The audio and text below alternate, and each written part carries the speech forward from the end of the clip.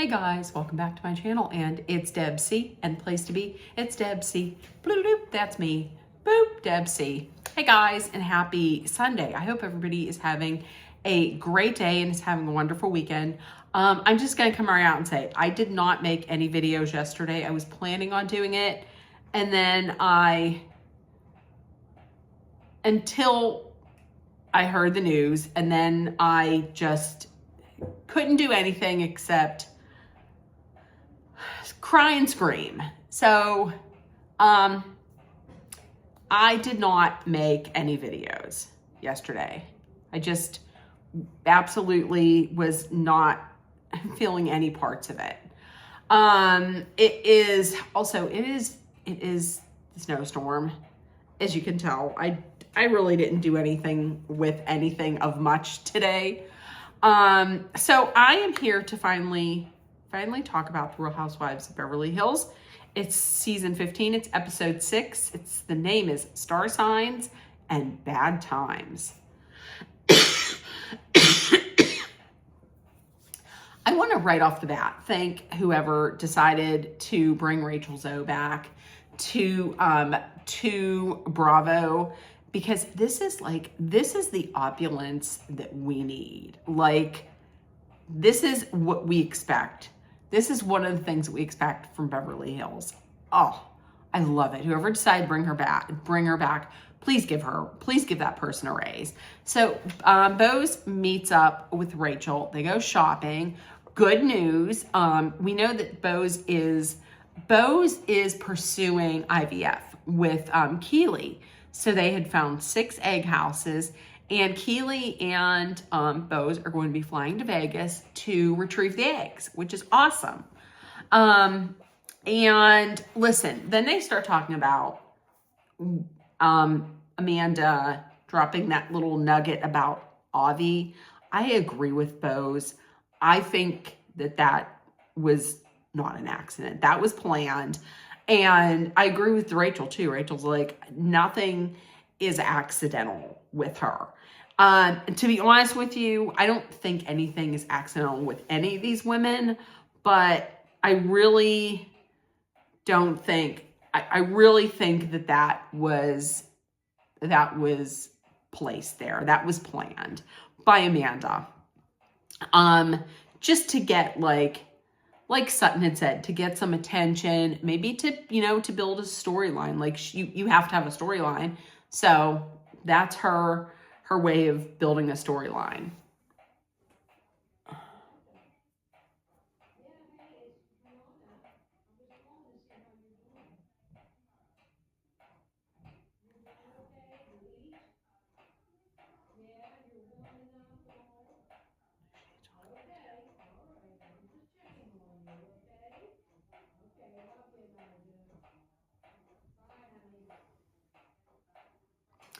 Okay, and also Amanda and Eddie are talking. Amanda's like, I like Erica, but Sutton maybe not so much. She says about how she told Sutton about what Avi said, and she read off the text message like word for word, verbatim, and of what Avi said. And she said Sutton went cold, like she got very mean in her eyes.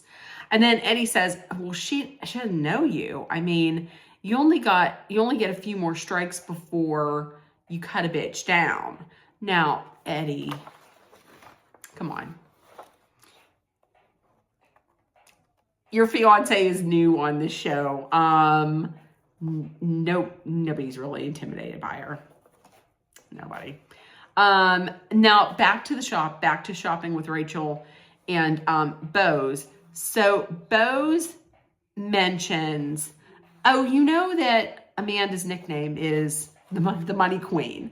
Listen, she's like, wait, what did you say? Did you say it? She's like, yes, I said that. Girl, now listen. Amanda has no formal training in business. She has like no degree in business. She didn't work in business and finance. She's not 6'5". She doesn't have blue eyes.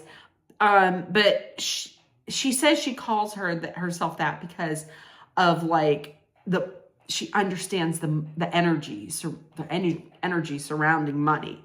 The energetic part of money. I don't know what that means, but listen, if somebody were to call themselves the money queen, I would think it would be like a very well-known financial planner or someone who like is very good at making money, like maybe like a Susie Orman, or what's that lady, Barbara from Shark Tank or something like that, who's like very good with finances, or, you know, building businesses and making money, or somebody like that, or just somebody that's super ass wealthy. Like if Kathy Hilton was like, I'm the money queen. Okay, I get that. But Amanda Francis, I don't know. I think that's odd. Question from producer Rachel. Would you read her book, Rich AF? And she was like, no, I would never read a book called Rich AF. Well, here's the thing. She doesn't really have to. Like, you know that she doesn't need to read that book to make money, because look at that spending spree, that shopping spree that she went on. The total before she saw that little bag was like $10,500. They were like $10,500.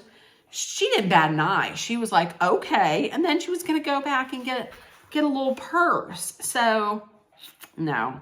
Amanda and Eddie, once again, they're talking, and we find out that 3 years ago, Amanda had given birth to twins, Kanan and Zion. And it was an emergency C-section. It was like in the middle of the night.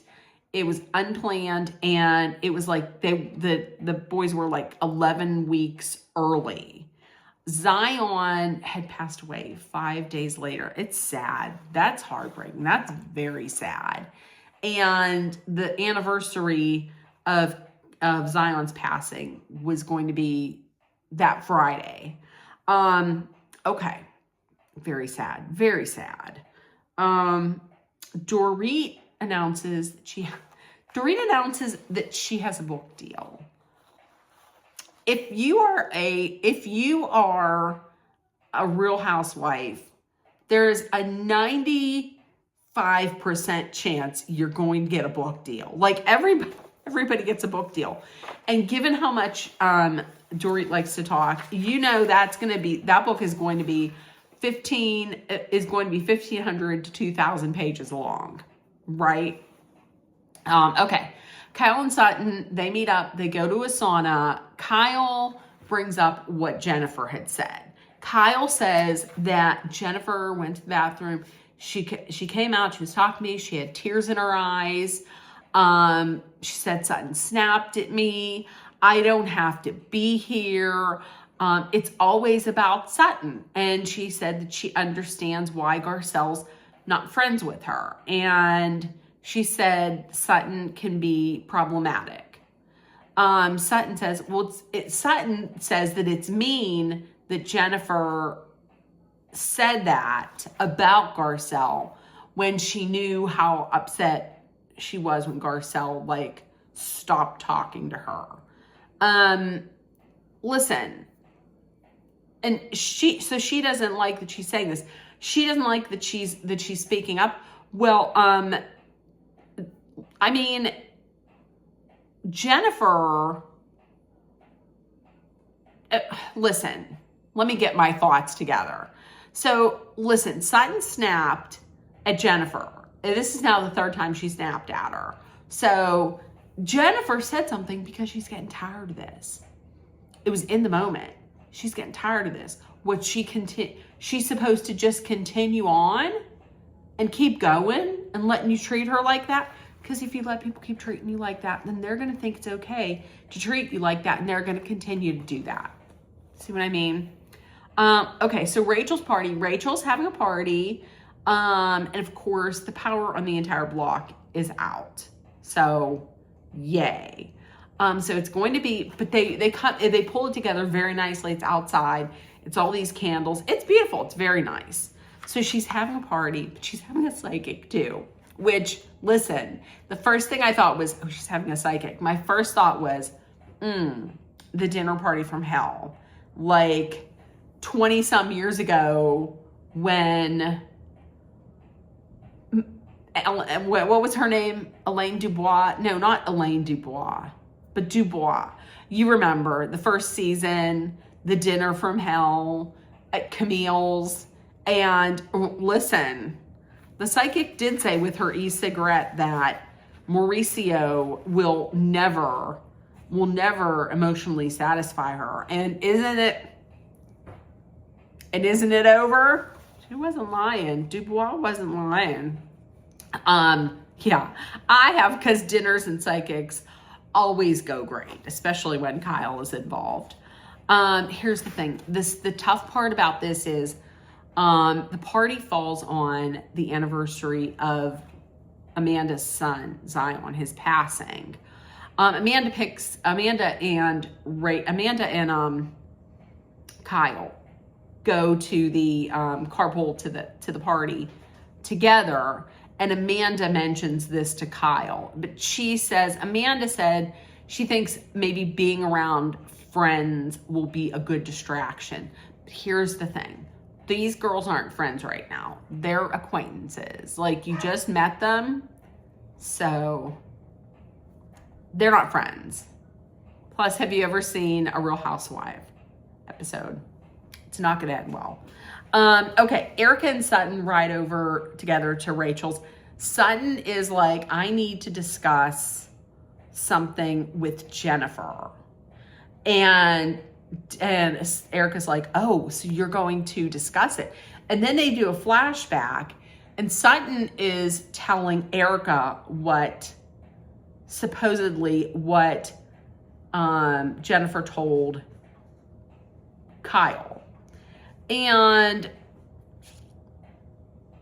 so once again, Sutton told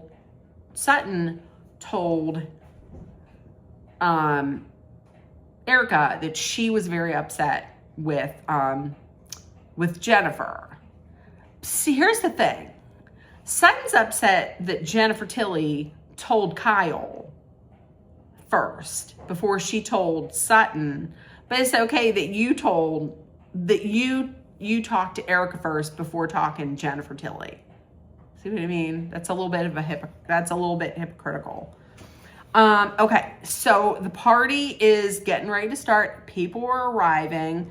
And hell yeah, listen, Rachel's like, maybe the person whose closet I would want to raid would be Jennifer Tilly's. Absolutely would be Jennifer Tilly's. That would be like the history of fashion. She has amazing pieces of jewelry, and oh my Lord, she has everything. That would be amazing. In Sutton's confessional, Sutton says, now that I've seen Amanda in action, I can see that she's calculated. I have to say, yes, she is.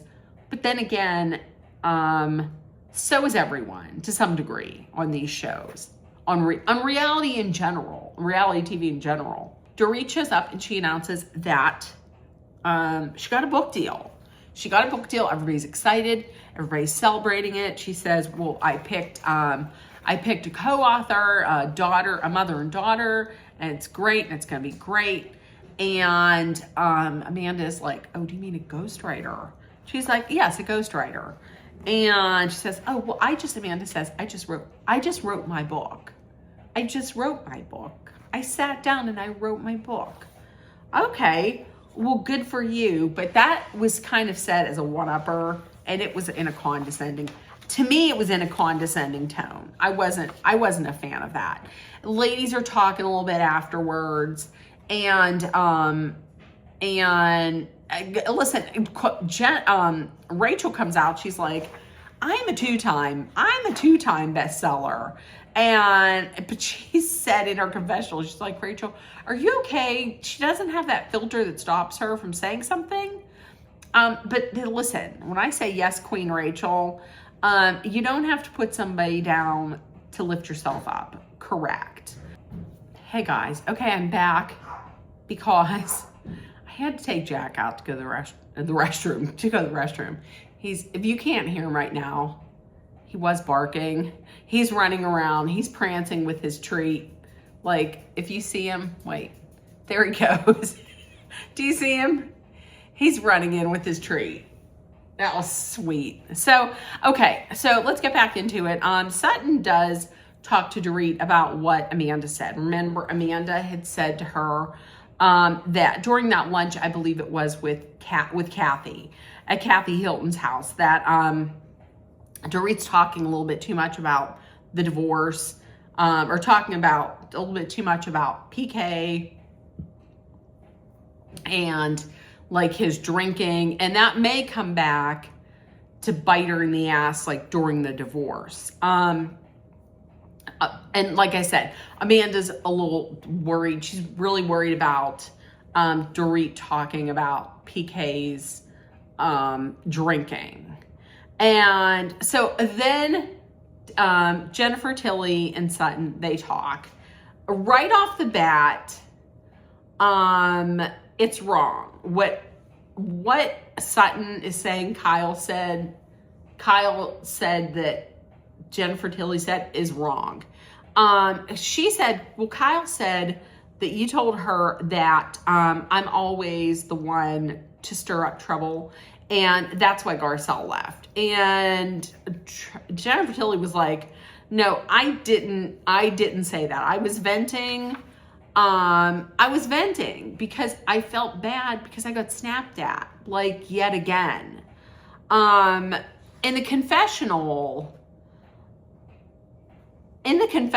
Jennifer Tilly says that after Garcelle ended the friendship, she examined her own friendship with Sutton, and she can now kind of understand or see why Garcelle got out of that friendship. And listen, Jennifer Tilly said, I would never talk to Sutton like that. And so really she shouldn't talk to me like that, right? Like you wouldn't do that to her. So you would expect for your friend not to do that to you. Jennifer Tilly, she apologizes to Sutton for talking to Kyle, but Sutton, in the confessional, Sutton was like, I should have never snapped at Jennifer. She didn't do anything like that. Like she didn't apologize. Like Jennifer Tilly apologized. She's like, our friendship means so much to me, this and that. She apologized. Sutton didn't do that. And I'm going to tell you right now, Jennifer Tilly has been a good friend to her for 18 years. Would Sutton throw that friendship overboard if it meant having a friendship with Dorit and Erica and Kyle? She absolutely would. 150% she would. Jennifer Tilly deserves so much better than that. So everything is okay. Everything's good. They're like, everything's good. So they go back to the table, they sit down, have dinner. But first, Rachel announces she got a text from Bose, and they were able to retrieve 2 eggs for Bose. So that was awesome news. Remember I said that everything was really good between Sutton and Jennifer Tilly. So they're sitting down there at dinner. It's, of course, Sutton is sitting next to Kyle. Jennifer Tilly's across the table. Here comes Sutton telling Kyle that she talked to Jennifer, and that Jennifer said that I didn't say what Kyle said I said. And Kyle was like, well, I didn't lie. And Sutton says, I know you didn't. We'll talk about it later. Do you see what I mean? That's what I'm saying. She would throw the 18-year friendship overboard just for a friendship with Kyle. She 100% would. All this right in front of Jennifer. You know, like there wasn't any hiding it. I thought she said they were good. Okay, that is all pushed under the rug though, because Dorit then brings up what Sutton had said, that Amanda said about Dorit. Dorit said, I had heard you had some concerns about how I'm talking about my ex and my divorce. Amanda starts to respond. So Amanda starts to respond, and then, so it's a back and forth. And then Amanda mentions that it's, today's the anniversary of Zion's passing. Kathy Hilton has to be like, was that your dog? Was that your dog? And she says, no, that was my son. And she talks about how 3 years on that day, her son had passed. Her son Zion had passed. Now listen, I'm going to say this right now. Dorit says, everybody's like, oh my God, oh no. And Dorit says, maybe we'll have the conversation again. She should have, listen, here's what she should have said. She should have been like, oh my God, I'm so sorry. This is obviously not the best time to have this conversation. How about if we raise our glasses and give a toast to Zion, a heavenly toast to Zion, and I am so sorry, and just let it be that. That's it. It should have ended there, but then Dorit keeps talking about it. But here's the thing. She should have never continued. She should have never started talking about it. Like, after Amanda said that, she should have been like, oh my gosh, I'm so sorry. We can talk about this some other time. I'm so sorry. That's it. But here's the thing. Amanda still continued to talk about it afterwards. And then eventually was like, I can't do this. You know, I told you that my son had passed 3 years ago. Today's the anniversary, but you kept going on. So I'm going to get up, I'm going to leave, and I'm going to go and be with my husband so we can like recognize today for the day that it is, and we can just hold each other and I can be with my family. And then she got up and left. Once again, Dorit should have just ended the conversation when Amanda mentioned that this was the anniversary of her child passing. That was horrible. That was terrible. But here's a couple things that I noticed.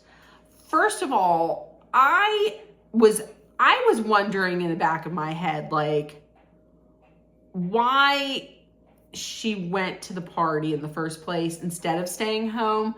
And she had said that maybe this will be a distraction. I understand that. There's times when people will be like, listen, rather than sitting at home and grieving and sitting in the grief, if I keep my mind busy, then that will distract my mind.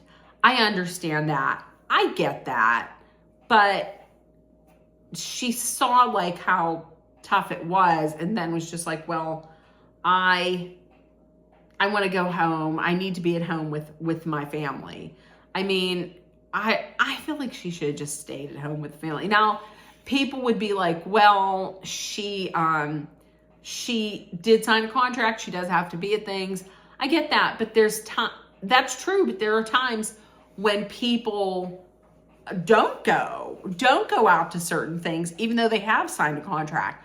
Like, Bose had medical issues, so she couldn't make it. But even in like, on the last season of Salt Lake City, like when they were in, Greece, and Mary was like, I'm just going to stay behind instead of going to the dinner. I'm going to stay behind and just, relax and just take it easy. And they were fine with it. So I don't think you have to go. Or like on the opening trip of this past season of Salt Lake City.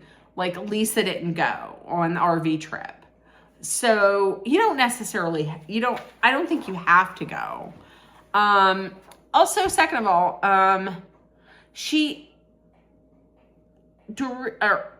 Amanda had said she didn't want to talk about it, but then continued to talk about it.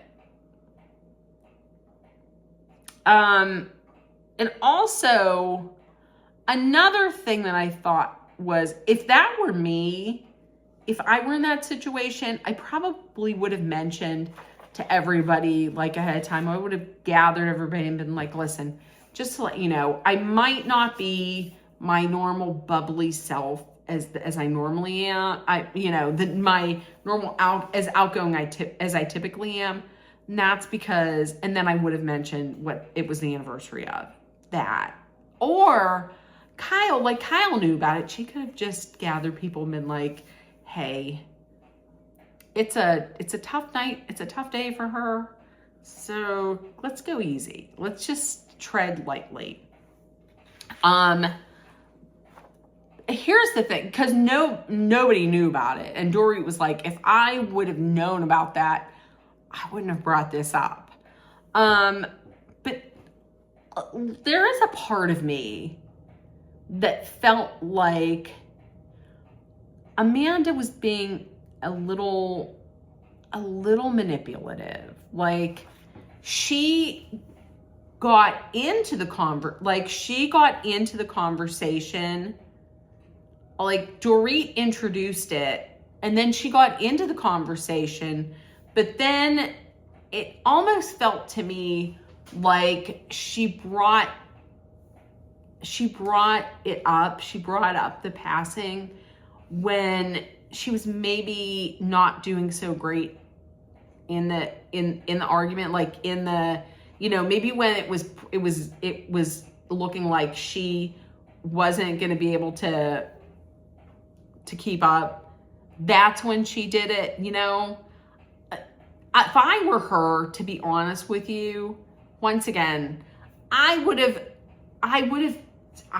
said right when Dory had brought up the subject, I would have said then, listen, it's not a great time for me to talk. Can we talk about this some other time? It's a really bad day for me. And I just came because I wanted some fun and I wanted a distraction. It's the anniversary of my son's passing. Can we not do this now? That's what I'm saying. Like, it was terrible that Dorit continued to talk about it after she said that, but I'm just saying, I think it could have been handled differently, is all I'm saying. I'm not saying by any stretch of the imagination that it was okay for Dorit to continue talking about it, but those are just some takeaways. Like I said, all that to be said, Dorit should have just let it go, period.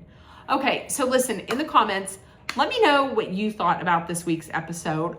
If nobody told you yet today, you were loved, seen, and heard. Please make sure that you put love, kindness, compassion, acceptance, hope, and positivity out there in the world, so it comes right back at you.